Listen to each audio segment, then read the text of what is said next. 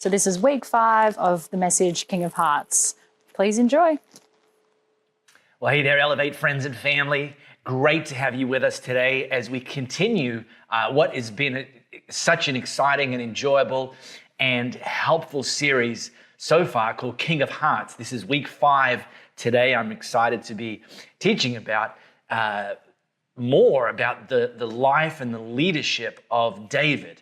And that's what we've been doing and really drawing out practical, helpful things that we can learn from David's life and David's leadership that we can apply into our own life. One of the greatest gifts that David was given in his life was the gift of a loyal friend. And that's really what I want to drill into today. But let me just kind of rewind things in case you've missed any of the previous weeks, or just as kind of a recap. David kind of enters history by being handpicked by God to become the second and the next king of Israel at a time where the first king, King Saul, was still very much alive and kicking. But David, as a teenage boy, God singled him out and anointed him as the future king. But whilst he anointed him, which is kind of like, giving him the nod, the blessing, he didn't immediately appoint him. In other words, David didn't immediately get the crown of the king. And so there's this gap that David had to live through for well over a decade between being anointed as the next king and ultimately appointed as the next king. And we just referred to this as the waiting room. And every one of us can relate to this, where God has spoken a promise to us, but we've had to wait, and wait well, I hope, for it to become true in our life. And while David was in this waiting room, it was very much a roller coaster journey for him. It started incredibly well. The first king, King Saul, he started to experience anxiety and depression. Dark moods would consume him. His internal world was unraveling. And one of his advisors recommended, bringing in a worship leader, a musician, to be King Saul's personal worship leader. And the idea was that as worship music was played in the court of the king, that Saul's mood, it would be used like therapy. And one of the servants pipes up and says, I know a guy, which happened to be David. So David ultimately got brought into the inner circle, the inner sanctum of King Saul. And during that time, as David was his personal worship leader, Saul grew very, very fond of David. Now, David's next kind of highlight, if you like, is that he entered the battlefield and took on a giant from an opposing army, whom we know, his name's Goliath, and David ultimately defeated him when none of the soldiers, the actual enlisted soldiers from the Israel army, would even have a go. And so again, this really endeared David to Saul. However, it was in the aftermath of this defeat of Goliath that things started to go down for David. Not publicly, in fact, quite the opposite. Publicly, his stocks were rising, but Saul started to see David as a threat, started to see David's growing popularity as a threat to his own popularity and influence. And again, remember, Saul's internal world was very, very much unraveling. And we've said from day one, the reason we've called this series King of Hearts is that life is lived inside out. And so as Saul's inner world was unraveling, that spills over to seeing things in his external world unraveling. And he actually put out a death warrant on David, which he committed. He didn't outsource it. He committed that he was going to personally eliminate the threat. He was going to personally kill David. And David got wind of this, and David fled and hid for a decade in the forest, and he lived in caves. And God knew that during this tumultuous period, a decade, it's a long time, people, for David, that he was going to need a loyal friend. Well, the friend that God blessed David with is a guy named Jonathan. And in a unique plot twist, Jonathan also happened to be King Saul's son. Okay, don't forget that. It's a very important piece to this slice of history. Well, by the time David had finished reporting to Saul, Jonathan was deeply impressed with David. An immediate bond was forged between them. Jonathan became totally committed to David, and from that point on, he would be David's number one advocate and friend. I mean, hello. What an incredible way to describe this aspirational level of friendship, that we would have some people in our lives, some deep-spirited friendships that are characterized by our friends being our number one advocate and friend. Now, you've probably noticed, you're probably aware of this, that in the last probably 10 to maybe 20 years, there's been a culture shift in the realm of careers.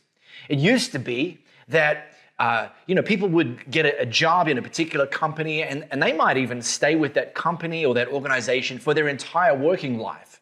Certainly, if they moved, it would only be maybe 1 or 2 moves over the 40 plus years of their working lives.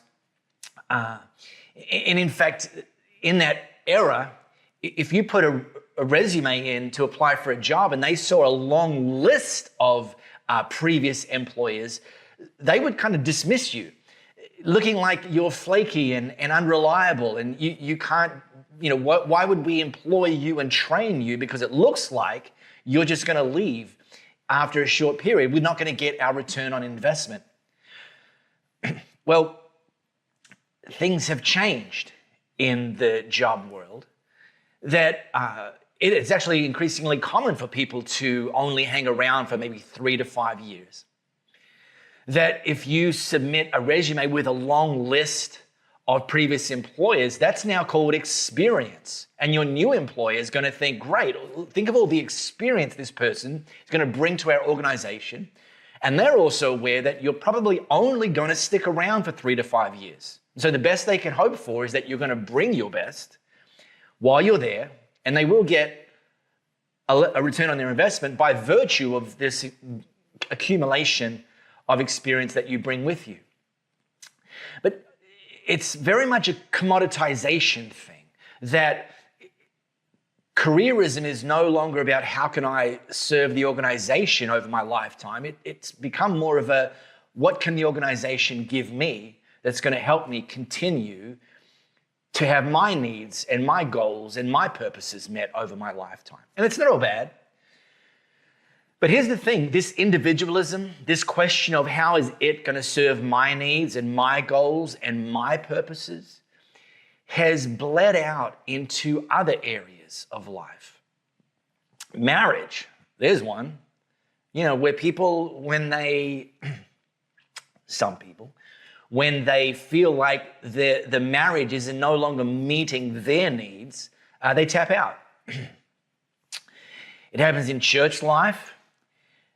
People, instead of looking at church as a community, they're looking at church as a commodity, and they change churches like they change their underpants. And the problem with that is that God's very clear that planted things grow. And so the idea is to find a healthy church and plant your roots deep there, and you will grow. Whereas hopping from church to church to church, frequently transplanted things never grow. It's also bled over into the realm of friendships. And people work through friends like a curry works through the body. And cancel culture has actually amplified this, that if you and your friends, hit some turbulence, that you just cancel them, move on, find someone else, easy come, easy go. But we cannot develop deep-spirited friends in a microwave. They take time, they take investment, and it's worth it, because so much of the quality of our lives is connected to the quality of our friendships. And so when you and I have a deep-spirited friend, then I encourage you to protect that with everything you have. Now look at what Jonathan did. Very, very much as soon as he kind of made this connection that he was going to be David's number one advocate and friend, Jonathan, out of his deep love for David, made a covenant with him. Covenant's more than an agreement. Covenant's this is kind of you, me, and God are going to decide that we are going to stick together through thick and thin, through smooth waters, through turbulent waters. He formalized this covenant with solemn gifts. His own, the prince, the son of King Saul, his own royal robe and weapons, armor, sword, bow, and belt. Now contrast Jonathan's response with his dad's response. His dad felt threatened by David. And by the way, Saul and Jonathan at this point did not know that David had been anointed to ultimately become the next king. Saul felt threatened. On paper, the other person that ought to have felt threatened was Jonathan. On paper, he was the next king. He was the rightful heir to the throne. He was the obvious successor. I mean, he had royal robes. He was the prince. And yet he was willing to give something of himself. He didn't see David as a threat. He saw in David what God saw in David. And he was willing to give something of himself to this shepherd boy that this shepherd boy could not have created for himself. And this is a key to loyal friends. Loyal friends sacrifice. And I am so thrilled that God has blessed me with incredibly loyal friends who, when needed, they've been willing to sacrifice. For example, my buddy Blake, I was 2011, I traveled to Las Vegas in the United States, from Perth, Western Australia. Significant journey, significant financial investment. And I went there to compete in one of the triathlon world championships. And when I got there, I discovered that there was a crack in my bike frame. So it was not rideable. So I dedicated months and months and months of training for this event, committed the money and the time and everything that's required to get to and get ready to race in the World Championships, only to discover my bike was unrideable. Now, triathlon is a swim, a bike, and a run. You can't do the bike portion or the cycling portion without a bike. Well, my buddy Blake, who lives in Southern California, he heard about this, and he had, at the time, a colleague who was a semi-professional cyclist. And Blake offered to check in with his buddy and tap into his buddy's network to find a suitable replacement bike for me that I could use for the World Championships and drive it to me in Las Vegas, which for Blake was going to be a 6-hour each way, a 12-hour plus round trip. And might I add, a very, very boring drive if you've ever driven from Los Angeles to Las Vegas. Incredible. Loyal friends sacrifice. Now, just by the way, it's important to understand that this loyalty that we're talking about, it's a two-way street. So not only ought we pray for and cultivate people who are, friendships from people and with people who are loyal to us, but we also need to, at this very same time, be loyal to other people. So we need to be friends who are willing to sacrifice. But not only sacrifice, I mentioned, and this was what was written in Samuel, that Jonathan became David's number one advocate. Part of advocacy is defending, and Jonathan went into bat for David on many occasions. Here's an example that I want to drop us into. Before I do, and I want to read it from Samuel's account, just a reminder, or if you're joining us for the first time, to let you know that in the Bible app, you can scan this QR code. Just grab your phone, open the camera, and scan this QR code. You need to have the Bible app installed on your phone and be logged in with an account. I'm sorry that I need to say that, but I think I might. And make Elevate Church your church. And so we can go on a journey together. Each week we're uploading a new featured Bible plan that relates to the message from the day before, and we're journeying through that together. It's very, very cool. So do that. Now, while you've got your phone camera open, you can scan this flow code, and it's going to take you to this slice of history that I want to share with you now. Just to give you the context, I mentioned Saul had decided to kill David. Well, get this. Saul gave the job to Jonathan. Called Jonathan and Jonathan's kind of trusted soldiers and tasked them with the responsibility of killing David. Now again, Jonathan had essentially as much to lose with anybody or to gain, because had Jonathan killed David, well then Jonathan just continues to be the obvious successor as the next king of Israel. Well, Jonathan brought up David with his father, speaking well of him. Please, he said to his father, don't attack David. He hasn't wronged you, has he? And just look at all the good he's done. He put his life on the line when he killed the Philistine. What a great victory God gave Israel that day. You were there. You saw it, and you were on your feet applauding with everyone else. So why would you even think of sinning against an innocent person, killing David for no reason whatsoever? Well, Saul listened to Jonathan and said, you're right. As long as God lives, David lives. He will not be killed. I mean, come on. We need fair weather friends and we need rough weather friends. We need people who are going to have our back when things get turbulent. So let's move a little further forward in the timeline. Saul initially assured Jonathan that he wasn't going to kill David, but he then changed his mind. David got wind of this and met up with Jonathan and asked Jonathan, why is your father resuming his hunt for me? And Jonathan's like, no, he's not. He gave me his word that he wasn't going to kill you. And, he tells me everything. And David's spidey senses went off, and David realized that actually, no, the king probably, almost certainly, withheld that from his son because he knew of the loyal bond that Jonathan had with David.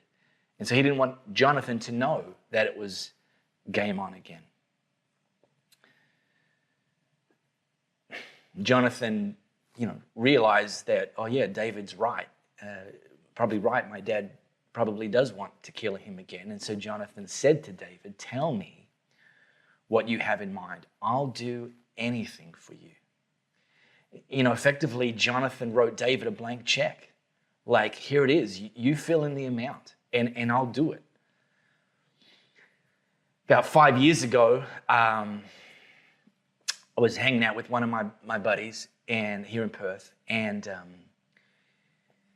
just sharing that, I'd been carrying a lot of the teaching load here at Elevate, which is an enormous honor, an enormous privilege, and, it's part of what I do. But one of the things of maybe preaching too often, one of the downsides is it's a struggle to stay fresh. At least it is for me. And so I was sharing this with my friend, and they'd led a church for many, many years, so they understood exactly where I was at. And so they said to me, look, they were no longer leading a church at that point. And they said to me, look, you can call me as late as any Saturday night. If you think that for whatever reason, you just can't step up to preach the next morning, and I will step in for you. It's a standing offer, any Saturday, up to any Saturday, call me and I'll preach for you. Well, that friend, his name's Rob Mason, and I didn't take him up on that like an emergency, like SOS, send up the flare, but Rob's now a part of our teaching team. And we are so better for it as a church. But what an incredible friend. Now, let me revisit something I said right at the top, and I'm going to kind of land it with this. This is like a super practical thing and a super important thing. You know, when we as friends invariably meet some turbulence, which is almost inevitable, can I suggest don't cancel your friend? That yes, there's turbulence, but there's actually a way to work through the turbulence and come out the other side, even come out the other side better. Because one of the things that, scuttles friendship is this unwillingness to hang in there during the turbulence and work through whatever it needs to be worked through in the turbulence to come out the other side stronger together. One of the simple things is just dumb things that we say and do to our friends occasionally, okay? Or maybe you don't, but I do. Jesus spoke directly to how we ought to play this. He gave us some instructions to when we do something that causes turbulence, or when someone does something to us that causes turbulence. He gives some practical steps to how to work through that. Let me show you what Jesus taught. Now, he said, if a fellow believer hurts you, I'm going to say this. He was speaking to, his followers, but what he teaches, it applies to any human-to-human scenario. This instruction will work in your family. This will work in your workplace. And yes, of course, it'll work in your church and the people you have relationships with in your church. He says, go and tell them. Like if they hurt you, go and tell them. Work it out between the two of you. And if he or she listens, you've made a friend. And if he or she won't listen, take one or two others along so that the presence of witnesses will keep things honest, and try again. Like work through the turbulence. Now, this idea of going to someone that's hurt you, that's buckled you up, that's created some turbulence, I call these clarification conversations. That you are going to the other person with the initial goal of just putting everything on the table and getting a better understanding of what happened, why it happened, get a better understanding of what each person's kind of going through in the turbulence, with the ultimate objective of coming out of the other side of the turbulence with greater understanding of the situation, of each other, and hopefully less likely for that sort of turbulence to be created again. And if it does, that you would have more of a game plan for how you're going to deal with that at the time. So Jesus says, step one, go and tell them. This is you going to the other person one-on-one. Now, avoid avoidance. Some of you know what I'm talking about. You grew up in families where if some turbulence happened, you just avoid it. Well, avoidance doesn't improve anything. So avoid avoidance and avoid gossip. Jesus says go to them, not go to other people and tell them what happened. The result of gossip is not trouble resolving. It actually ultimately becomes more trouble making and just adds to the turbulence. There is one exception, though, to this you go to them, and that's the realization that not everyone feels ready. I mean, look, at some point you have to put your comfort second and put the relationship first and want to restore being right with that person as the highest ideal. But it's a reality that sometimes you don't feel like you feel like if you were to go to them initially, you might botch things up. You might make things worse. It could be because you lack confidence. It could be because your emotions are so spun up that you just think that's just gonna cloud everything.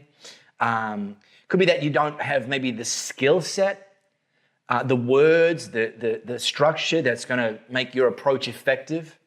And so if that's the case, then what I recommend and what I've seen work over decades is that you, in that case, do go to someone else. But it has to be a trusted confidant. It has to be somebody who's capable of being Switzerland, neutral. You're not going to them to ask them to take your side, and because it's not actually about taking sides. They have to bring some competency, because what they're going to give to you is the opportunity to be an objective sounding board. And maybe even they put a coach's hat on and help give you some tools and put some things in your hand that you can walk into your clarifying conversation to be more effective. Could be a counselor, could be a mentor, could be a high capacity leader. But when you go to that person, ultimately, two things that I recommend. Number one, present your perspective as wet cement. There's a famous saying that there's two sides to every story, but actually the truth is often somewhere in the middle. And the reason for that is that we have different perspectives. We walk away from the same incident with some different viewpoints. And so by coming in with your perspective as wet cement, it allows you to maybe come to learn some things that you weren't aware of. And actually, it also reduces the likelihood of the other person being defensive and standing their ground and trying to be right instead of be right with you and you being right with them. And then the second thing is to manage your emotions. Some of you, I'm sure, are better at this than others, but we have to grow in our ability to manage our emotions. And when we're in those clarifying conversations, the warning light comes on our emotional dashboard, take a time out. Because if you don't, things are likely to escalate, and then the emotion starts to become the issue rather than just the actual events that created the turbulence being the matters at hand. Okay, and then Jesus gives us step 2. If you've gone to that person and for whatever reason, the result of your clarifying conversations is that things didn't get resolved, for whatever reason, that find one or two capable, competent, trusted, neutral people and take them to meet for step 2 with the other person. Now, I recommend getting the other person's permission, first of all, so they don't feel like you're ambushing them. And secondly, it's not a gang up, it's a circle up. It's we are here together. That you've said to the other person, look, it feels like we're stuck. It feels like just the two of us aren't going to be able to fully work through this on our own. So how about, because my relationship with you is far too important for me to just let this go, how about we reach out to person A and maybe person B and have them just come and just help us. Just give us some additional perspective and coaching, and they're going to come in and just ask some questions and listen. And would that be okay with you? Because I don't want to leave this the way that it is. That is healthy. That's the opposite of a cancel culture. And that's what Jesus recommends as the best practice. Hey, next week we're continuing this series, King of Hearts, and we're going to be looking at the blessed heart. Week 6, the blessed heart. Who doesn't want to be blessed, people? So be here, bring a friend, share with people you know that are going to benefit from this, and we look forward to that. Have a great week. See you next week.